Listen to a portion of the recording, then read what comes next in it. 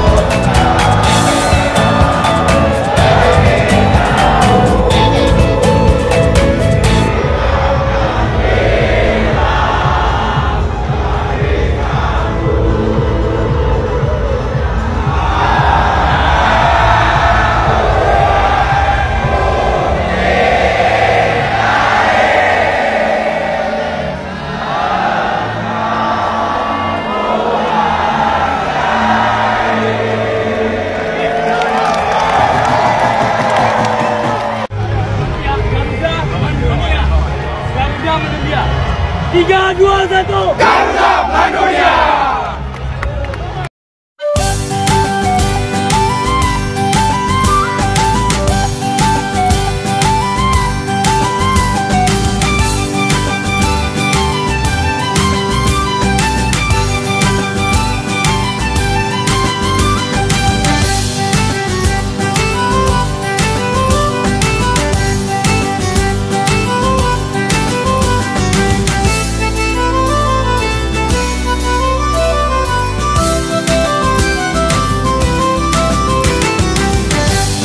Timnas Indonesia U17 luar biasa ya, saudara-saudara. Ini kita meskipun saya bukan gibol ya, tapi kalau timnas main itu saya selalu usahakan untuk nonton, meskipun saya ini tidak terlalu apa ya, kalau selain timnas, kalau selain liga yang diikuti timnas itu saya tidak terlalu suka ya.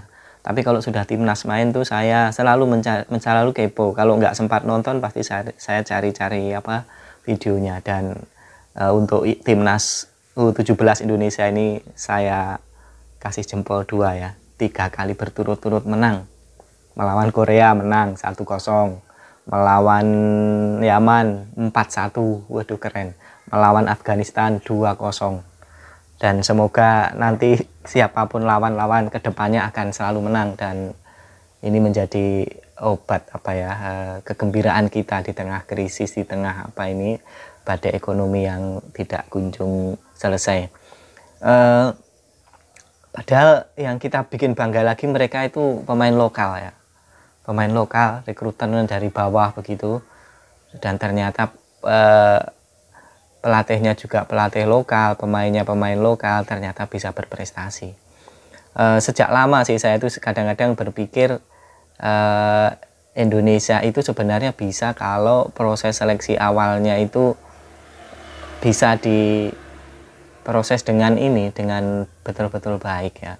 Misalnya yang diikutkan itu adalah yang punya tinggi coba minimal ya 175 misalnya, atau syukur-syukur sampai 180. Jadi seleksi awalnya itu adalah tinggi badan dulu. Ya tentunya itu beriringan dengan skill ya. Maksudnya di sekolah-sekolah sepak bola yang ada di seluruh Indonesia itu dicari anak-anak yang punya skill dan tingginya 180 atau minimal 175 misalnya, seperti itu. Supaya apa?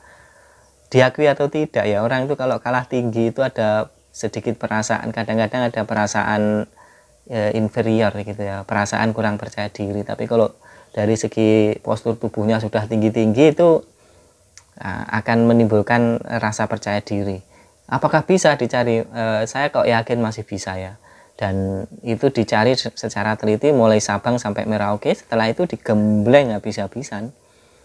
Nah, berikutnya saya itu sudah berpikir lama bagaimana PSS itu bisa memberikan daya tarik sepak bola itu kepada etnis kita dari Tionghoa. Karena orang-orang Tionghoa itu kan banyak yang bertubuh gede ya, bertubuh tinggi, tapi mereka kan tidak ada yang tertarik dengan sepak bola. Tertariknya paling dengan bulu tangkis ya, bulu tangkis, basket, begitu-begitu. Nah, bagaimana sepak bola ini bisa menarik dari etnis Tionghoa ini supaya mau terjun ke sepak bola, karena mereka secara gizi mungkin makan lebih baik, terus tubuhnya ada yang lebih tinggi, lebih gede, begitu kan ya. Ini akan bisa menjadi kombinasi yang bagus. Selain itu akan mendorong saudara-saudara kita dari etnis Tionghoa, kalau ada pemain dari etnis Tionghoa yang main, saya yakin akan suasana di lapangan akan semakin meriah dari berbagai etnis ya. Jadi coba ini, dan juga saudara-saudara dari Tionghoa di Indonesia ya, kita tahu ya sepak bola itu tidak bisa menjanjikan seperti orang bisnis ya, tapi demi negara mungkin kalau ada saudara-saudara dari etnis Tionghoa yang punya tubuh gede, punya hobi sepak bola, kemudian keterampilan, ikut sekolah sepak bola, siapa tahu nanti kerekrut. Dan bagi PSSI harus memberikan ini ya, iming-iming lah ya, kalau bisa berprestasi di sepak bola itu minimal dijamin apa begitu ya. Saya kira kalau itu dari etnis Tionghoa itu banyak diseleksi dan mereka misalnya mau gitu ya, ayo koko itu yang masih muda-muda itu cobalah ya, bela timnas Indonesia di lapangan gitu. Siapa tahu kita akan semakin percaya diri, semakin melambung prestasinya. Dan sekali lagi selamat kepada timnas U17, semoga nanti bisa jadi juara dunia U17 ya tahun ini. Kita doakan bersama-sama, kita support bersama-sama. Meskipun kita bukan pecinta maniak bola, tapi kalau yang main timnas saya yakin kok jiwa nasionalismenya, jiwa NKRI-nya itu akan bangkit ya. Akan bangkit, dan inilah salah satu keistimewaan olahraga sepak bola, itu mampu membangkitkan semangat nasionalisme yang sangat tinggi. Ini yang pemerintah harus jaga, PSSI harus jaga, jangan sampai mafia bola, mafia itu terulang seperti zaman jahiliyah dulu ya, seperti mana permainan bola itu terlalu tidak fair begitu ya, dan minim prestasi. Ini sudah ada bibit-bibit unggul, harus kita jaga, kita doakan, dan anak-anaknya juga harus diberi wawasan ketika sudah menjadi bintang, jangan sombong, jangan gampang ini, kalau main juga jangan egois, begitulah kira-kira ya. Kita sebagai orang biasa, pecinta Indonesia yang juga pecinta timnas ya, itu berharap timnas kita mampu berbicara di kancah dunia ya. Semoga saja berhasil, mari kita doakan ya. Jangan lupa like, comment, dan subscribe channel yang masih kecil ini. Terima kasih. Assalamualaikum warahmatullahi wabarakatuh.